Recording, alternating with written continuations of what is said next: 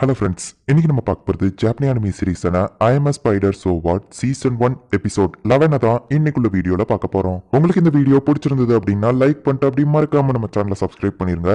இதுக்கப்புறம் எபிசோட்ஸ் ரொம்பவும் குழப்பமா இருந்தாலுமே உங்களுக்கு போக போக இருக்கிற எபிசோட்ஸ்ல புரிய ஆரம்பிக்கும். ஸோ பொறுமையா கதையை வாட்ச் பண்ணுங்க. சரி வாங்க நம்ம இன்னைக்குள்ள கதைக்குள்ள போலாம். இன்னைக்கு நம்ம பார்க்க போறது ஐ am spider so what season 1 episode 11. Humans MA energy அப்படிங்கிற ஒன்றை கண்டுபிடிச்சாங்க. இந்த உலகம் எப்படி கிரியேட் ஆச்சு, அதுக்கப்புறம் என்னெல்லாம் நடந்துச்சு, இந்த எல்லா இன்ஃபர்மேஷனுமே நம்ம ஹீரோயினோட பிரெயின்ல இப்போ இன்ஸ்டால் ஆகுது. இது ரொம்ப மோசம் அப்படின்னு சொல்லி ஹீரோயின் நினைக்கிறா. இப்போ ஷூனை காட்டுறாங்க. அவன் கஷ்டப்பட்டு ட்ரைனிங் எடுத்துட்டு இருக்கான். ஃபே அந்த இடத்துல வந்து நிக்கா. தெரியாதனமா வாட்டர் மேஜிக் யூஸ் பண்ணவோ அவ இப்ப நனைஞ்சிருதா. ஹே ஃபே, நீ என்ன இந்த பக்கம் அப்படின்னு ஷோன் கேட்கப்போ, நீ ஸ்கூலுக்கு போய் ஒரு மாசத்துக்கு மேல ஆகுது இல்ல, ஜூலியஸ் இறந்ததை பத்தி இன்னும் யாருக்குமே தெரிய வரல. ஆனா அந்த ஹீரோ பார்ட்டில ஹைரன் மட்டும் உயிரோட இருக்கான் அப்படிங்கிற இன்ஃபர்மேஷன் கிடைச்சிருக்கு அப்படின்னு சொல்லி ஃபே சொல்லவும், ஹீரோ டைட்டில் இப்ப என் கிட்ட தான் இருக்கிறத நினைச்சாலே எனக்கு ரொம்பவும் பதட்டமா இருக்கு. ஜூலியஸ் அளவுக்கு ஒரு ஹீரோவா என்னால இருக்க முடியுமான்னு எனக்கு தெரியல அப்படின்னு ஷோன் சொல்லவும், ஹே ஷோன், நம்ம வேணா மாஸ்டர் கான்ட்ராக்ட் போட்டுக்கிடலாமா அப்படின்னு சொல்லி ஃபே கேட்கிறா. ஃபே, நம்ம எப்பவுமே ஈக்குவலா இருக்கணும் தான் நான் ஆசைப்படுறேன். நீ எந்த ஒரு விஷயம் செஞ்சாலும் உன்னோட விருப்பப்படி செய்யணும்னு நான் ஆசைப்படுறேன். இதே நம்ம அந்த கான்ட்ராக்ட் போட்டோம்னா, உனக்கு விருப்பமே இல்லாததை நான் செய்ய சொன்னோம்னா கூட அந்த கான்ட்ராக்ட் உன்னை ஃபோர்ஸ் பண்ணி செய்ய வைக்கும். எனக்கு அதுல விருப்பம் இல்ல, நம்ம எப்பவும் போலவே இருக்கலாமே அப்படின்னு சொல்லி ஷோன் கேட்கிறான். ஹே, நம்ம அந்த கான்ட்ராக்ட் போட்டுக்கலாம்ப்பா, உனக்கு ஆபத்துன்னு வந்தா நான் உனக்கு ஹெல்ப் பண்ணணும்னு நினைக்கிறேன், அவ்வளவுதான் அப்படின்னு ஃபேஸ் சொல்லப்போ சரி ஓகேன்னு சொல்லி அவன் கையை கொடுக்க சொல்றான். இப்போ அவங்க அந்த கான்ட்ராக்ட் போட்டுக்கிட்டாங்க. அவ்வளவுதானே, இவ்வளவு சிம்பிளா முடிஞ்சிச்சு அப்படின்னு சொல்லி ஃபே கேட்கவும், கான்ட்ராக்ட் போடுறது ரொம்ப ஈஸி, அதை எடுக்கிறது தான் ரொம்ப கஷ்டம் அப்படின்னு ஷோன் சொல்றான். அப்ப திடீர்னு பார்த்தா ஃபே ஒரு மாதிரி க்ளோ ஆகுறா. என்ன நடக்குது அப்படின்னு ஷோனுக்கு எதுவுமே புரியல. அவ திரும்பவும் எக்காவே மாறிடுறா. ஷோன் அப்ரைசல் பண்ணி பார்த்தா எவால்விங் அப்படின்னு சொல்லி காட்டுது. இப்போ நம்ம ஹீரோயினை காட்டுறாங்க. இப்பதான் புரியுது இதை ஏன் டேப்னு சொல்றாங்கன்னு. இந்த உலகத்துல யாருக்கும் இது தெரியக்கூடாதுன்னு தான் இதை சீக்கிரட்டா மறைச்சு வச்சிருக்காங்க. இந்த உலகம் கிரியேட் ஆனதுல இருந்து இப்போ வரைக்கும் என்ன நடந்துச்சுங்கிற மொத்த இன்ஃபர்மேஷனும் என் தலைக்குள்ள இன்ஸ்டால் ஆயிடுச்சு. கடந்த சில நாட்களா இன்ஃபர்மேஷன் பிரெயினுக்கு தான் ரொம்ப அதிகமான வேலை இருக்கு.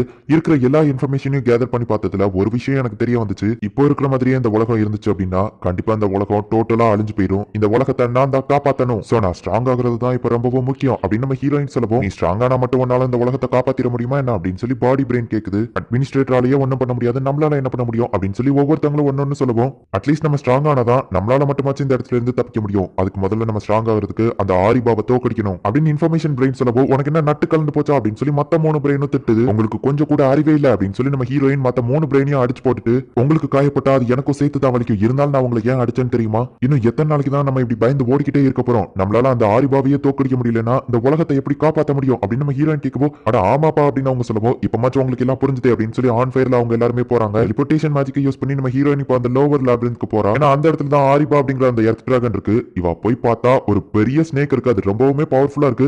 அடியாத்தி, என்னால கண்டிப்பா இதை தோக்கடிக்க முடியாது. நான் என்னதான் வீரவசனம் பேசினாலுமே ரொம்பவும் பவர்ஃபுல்லா இருக்கவங்கள கண்டிப்பா என்னால தோக்கடிக்க முடியாது அப்படின்னு சொல்லி ஹீரோயின் அந்த இடத்துல இருந்து போகலான்னு பார்த்தா திடீர்னு ஒரு சவுண்ட் கேக்குது. என்ன சவுண்ட்? அது அந்த பாம்பு போன சைட்ல இருந்து தான் வருது அப்படின்னு சொல்லி நம்ம ஹீரோயின் டெலஸ்கோபிக் விஷனை வச்சு பாக்குறா. ஆரிபா டிராகன் கூட அந்த ஸ்னேக் சண்டை போட்டுட்டு இருக்கு. அது கிராவிட்டி மேஜிக்கோ அப்படின்னு சொல்லி நம்ம ஹீரோயின் பாக்குறா. அந்த ஆரிபா டிராகன் தோக்குற மாதிரி இருக்கிற கண்டிஷன்ல எர்த் மேஜிக்கை யூஸ் பண்ணி அந்த ஸ்னேக் அட்டாக் பண்ணி அந்த ஸ்னேக்கை அசால்ட்டா கொன்றுது. இந்த விஷயத்த நான் பார்த்தப்போ என் மனசுக்குள்ள ஒரு வித்தியாசமான ஒரு ஃபீலிங் வந்துச்சு. அது கொலை பண்றதை நான் ரொம்பவுமே என்ஜாய் பண்ணேன். அந்த ஆரிபா டிராகனோட பவரை பார்த்து நான் ரொம்பவுமே அட்மையர் ஆனேன் அப்படின்னு சொல்லி அவ யோசிச்சுட்டு இருக்கும் போதே பார்த்தா திடீர்னு அதை அட்டாக் பண்ணுது. நம்ம ஹீரோயின் ஜஸ்ட் மிஸ்ல தப்பிக்கிறா. இந்த டிராகனை நான் கொன்னோம்னா தான் எனக்குள்ள இருக்கிற பயம் போய் எனக்கு ஒரு தைரியம் வரும் அப்படின்னு சொல்லி நம்ம ஹீரோயின் டிசைட் பண்றா. இங்க 15 வருஷம் கழிச்சிருக்கிற ஷோனை காட்டுறாங்க. அவனை பாக்குறதுக்காக ஹைரன்ஸ் வந்திருக்கான். ஹே ஷோன், எப்படி இருக்கான்னு கேட்கவும், ஷோன் அவனை பார்த்த உடனே ரொம்பவும் ஹாப்பி ஆகுறான். என்ன மன்னிச்சிரு, இந்த இடத்துல உயிரோட நிக்க வேண்டியது ஜூலியஸ் தான், ஆனா அவனுக்கு பதில் நான் இங்க நின்னுட்டு இருக்கேன். அதுக்கு காரணம் இந்த ஃபீனிக்ஸ் ஃபெதர் தான். இந்த ஃபீனிக்ஸ் ஃபெதரை வச்சிருக்கிறவங்களுக்கு இறந்து போனதுக்கு அப்புறமா ஒரு தடவை திரும்ப உயிரோட வர்றதுக்கு சான்ஸ் கிடைக்கும். இதை ஆக்சுவலி வச்சிருக்க வேண்டியது ஜூலியஸ் தான், ஆனா நான் தான் டிஃபென்ஸை பார்த்துக்கிட்டு தான், எனக்கு தான் இது தேவைப்படும் சொல்லி அவன் இதை என்கிட்ட கொடுத்துட்டான். அதனால தான் நான் இப்போ இந்த இடத்துல உயிரோட நிக்கேன். ஆனா இந்த இடத்துல இருந்திருக்க வேண்டியது ஜூலியஸ் தான் அப்படின்னு சொல்லி அவன் வருத்தப்படவும், எங்க அண்ணன் தான் இதை உன்கிட்ட கொடுத்துருப்பான்னு எனக்கு நல்லாவே தெரியும். ஏன்னா அவன் கண்டிப்பா இறந்து போக மாட்டாங்கிற தைரியத்துல தான் அவன் இதை உன்கிட்ட கொடுத்துருப்பான்.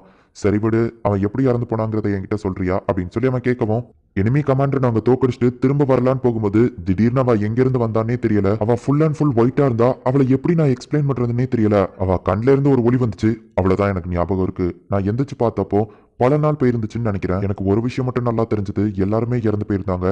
ஜூலியஸோட இந்த ஸ்கார்ஃபை மட்டும் தான் என்னால காப்பாற்ற முடிஞ்சது. அவ யூஸ் பண்ணது ராட் ஸ்கில் தான் நினைக்கிறேன். ஏன்னா அதுதான் கண்ணமிக்கிற செகண்ட்ல எல்லாரையும் துகளா மாத்திரும். அவங்க இறந்து போறது கூட அவங்களுக்கு தெரியாது. என்ன மன்னிச்சிரு அப்படின்னு சொல்லி ஹைரன் சொல்லவும், இது ரொம்பவுமே இம்பார்ட்டன்டான ஒண்ணு, இதை நீ திரும்ப கொண்டு வந்ததுக்கு தேங்க்ஸ் ஹைரன்.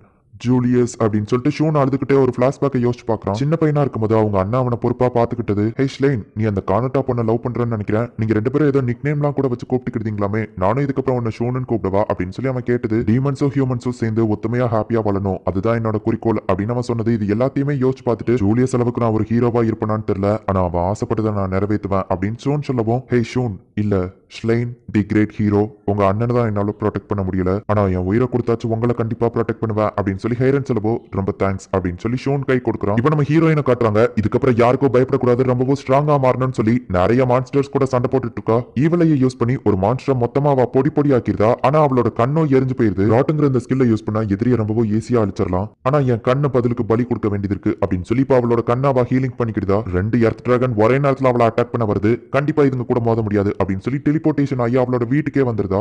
நல்ல வேலை நான் அதுங்களை மார்க் பண்ணி வச்சேன். மார்க்குங்கிற இந்த ஸ்கில் இருக்கிறதுனால நான் மார்க் பண்ணி வைக்கிறவங்க என்ன பண்றாங்கிறத என்னால தெரிஞ்சுக்கிட முடியும். நான் அந்த மனுஷங்களையும் மார்க் பண்ணி வச்சேன். இந்த லேப்ரின்த்தை விட்டு அவங்க எந்த வழியா வெளியே போனாங்கிறது எனக்கு தெரியும். வெளியே போறதுக்கான வழி எனக்கு தெரிஞ்சாலுமே அந்த ஆரிபாவை நான் மார்க் பண்ணி வச்சிருக்கேன். அது கூட சண்டை போடாம நான் இந்த இடத்துல இருந்து போக மாட்டேன். அது தூங்குற இடம் கூட எனக்கு தெரியும். ஆனா அது தூங்குற டைம் நான் கோல மாதிரி அட்டாக் பண்ணாம நேருக்கு நேர் தான் சண்டை போடுவேன். ஆனா சண்டை போடுறதுக்கு இதுங்க மட்டும் தான் எனக்கு கொஞ்சம் இறஞ்சலா இருக்கும். ஆரிபா எர்த் மேஜிக்கை யூஸ் பண்றதுனால நான் எர்த் மேல நின்னுட்டு இருக்கிற ஒவ்வொரு செகண்டுமே எனக்கு ஆபத்து தான். சோ நான் பறக்க போறேன். ஆமா, ஒரு ஸ்பைடரால பறக்க முடியுமான்னு நீங்க யோசிக்கலாம், ஆனா என்னால முடியும். சோ நான் தரையிலேயே நிக்காம பறந்துகிட்டே இருந்தாதான் அதோட அட்டாக்ல இருந்து என்னால ஈஸியா தப்பிக்க முடியும். ஆனா நான் பறந்துகிட்டு இருக்கிறதுக்கு இறஞ்சலா இருக்கிறது இதுங்க தான். இதுங்க மட்டும் தான் இப்போதைக்கு எனக்கு இறஞ்சலா இருக்கு அப்படின்னு சொல்லி நம்ம ஹீரோயின் யோசிச்சுட்டு இருக்கும்போதே பார்த்தா திடீர்னு வந்து ஒரு குழந்தை அவளை கொட்டுது. டென்ஷன்ல டக்குன்னு அதை கெட்டி போட்டு அடிச்சுட்டு அதை ஹீலிங் பண்றா. என்னோட டிடெக்ஷன் மேஜிக்ல கூட இது தெரியலையே அப்படின்னு சொல்லி அவ யோசிச்சுட்டு இருக்கும்போது திடீர்னு ரெண்டு குழவி வந்து கொட்டுது. ரெண்டுத்தையும் அவ கொண்டுட்டு திரும்பவும் ஹீலிங் பண்ணுதா.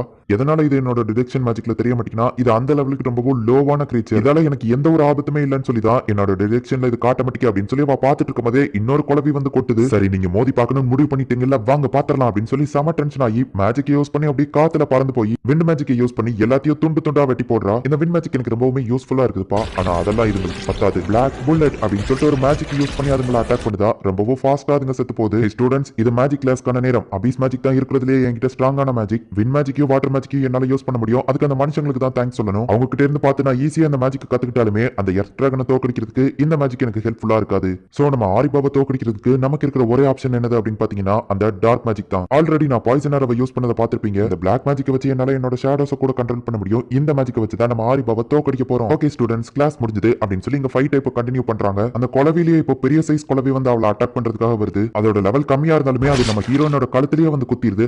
ஹஹா கண்ணா, அது இல்யூஷன் கண்ணா அப்படின்னு சொல்லிட்டு நம்ம ஹீரோயின் இப்ப பாக்குறா. அதோட நெஸ்ட் மேலதான் இருக்கு. உங்களோட கூடு இந்தாதான் இருக்கா, இதை மட்டும் நான் மொத்தமா அழிச்சா போதுமே அப்படின்னு சொல்லி மொத்த மேஜிக் பவரையும் யூஸ் பண்ணி பிளாக் புல்லட்டை வச்சு அந்த நெஸ்ட்டை மொத்தமா அழிச்சிருதா. அதே நேரத்துல நம்ம ஹீரோயின் எவால்வேஷனும் ஆகுறா. தேன் மாதிரி இது நல்லா இருக்கும்னு பார்த்தா இது நல்லாவே இல்லப்பா அப்படின்னு சொல்லிட்டு நம்ம ஹீரோயின் அந்த இடத்துல இருந்து போறா. அந்த ஆரிபா எர்த் டிராகன் கூட சண்டை போடுறதுக்காக எல்லா டிராப்பையும் நம்ம ஹீரோயின் செட் பண்ணி வச்சுட்டா. என்னோட ஸ்கில் பாயிண்ட்ஸை யூஸ் பண்ணி நான் ஸ்லாத் அப்படிங்கிற ஒரு புது ஸ்கில்ல வாங்கி வச்சிருக்கேன். இது கண்டிப்பா எனக்கு யூஸ்ஃபுல்லா இருக்கும்னு நினைக்கிறேன் அப்படின்னு சொல்லி ஹீரோயின் பார்த்துட்டு இருக்கோம். அந்த ஆரிபாங்கிற எர்த் டிராகன் அந்த இடத்துக்கு வருது. இதுக்காக தான் நான் காத்துக்கிட்டு இருந்தேன். எனக்குள்ள இருக்கிற பயம் போகணும்னா, நான் ஸ்ட்ராங்கா மாறணும்னா ஒன்னு அழிச்சா மட்டும்தான் முடியும். வா மோதி பாத்தரலாம் அப்படின்னு சொல்லிட்டு நம்ம ஹீரோயின் அட்டாக் பண்ண போறா. இந்த இடத்துலயே இந்த எபிசோட் முடியுது. அந்த ஆரிபாங்கிற எர்த் டிராகன் ஒன்னும் சாதாரண மான்ஸ்டர் கிடையாது. அதுக்குமே மேஜிக்கலா யூஸ் பண்ண தெரிஞ்சிருக்கு. அந்த லேப்ரின்த்ல இருக்கிறதுலயே ரொம்பவும் ஸ்ட்ராங்கான மான்ஸ்டர்னா அது அந்த ஆரிபா அப்படின்னு தான் சொல்லலாம். அதோட லெவல் அண்ட் ஸ்டேட்டஸ் எல்லாமே ரொம்பவுமே ஹை லெவல்ல இருக்கு. அந்த மாதிரி ஒரு மான்ஸ்டர் கூட நம்ம ஹீரோயின் சண்டை போட போறா. என்ன நடக்க போகுது அப்படிங்கறத நெக்ஸ்ட் எபிசோட் பார்த்து தெரிஞ்சுக்கோங்க. அண்ட் உங்களுக்கு இந்த வீடியோ பிடிச்சிருந்தது அப்படின்னா லைக் பண்ணிட்டு அப்படி மறக்காம நம்ம சேனலை சப்ஸ்கிரைப் பண்ணிருங்க. தேங்க்யூ ஃபார் வாட்சிங். Bye guys. நெக்ஸ்ட் எபிசோட்ல மீட் பண்ணலாம்.